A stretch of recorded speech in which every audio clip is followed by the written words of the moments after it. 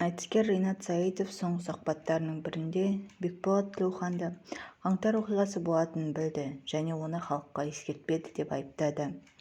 Көп ұзамай Түркияда тұрып жатқан қоғам қайраткері айтыскердің бұл айыптауына жауап берді.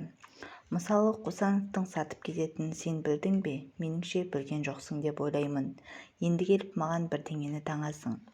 Әлде өзіңде күмән болды ма? Бірдеңені білдің бе?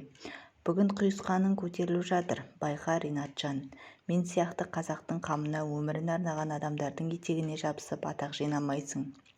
Ал мен сияқты адамды жыққанмен кейін кезек сендерге де келеді, деді Бекболат Тілеухан. Сөз соңында экс-депутат өзінің қазақтың абыройына жұмыс істеп жүргенін айтып, көпшіліктің етегіне жармаспай ақылға келуді сұрайды.